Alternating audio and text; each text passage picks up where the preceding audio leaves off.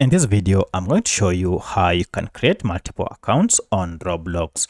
If you find this video helpful, I'll kindly request that you support me by liking the video and also by subscribing to this channel.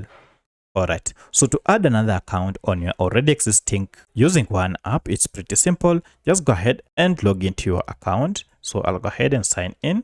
And here I'm signed into my normal account.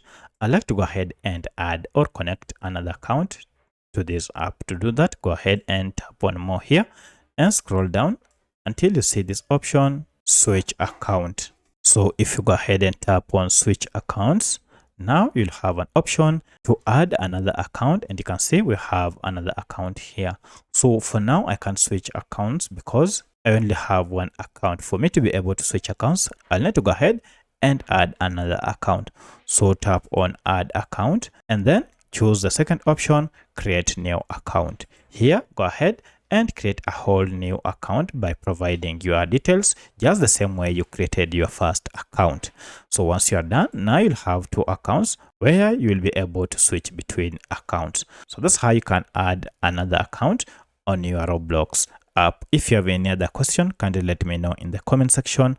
Otherwise, thanks for watching and let's meet in the next video.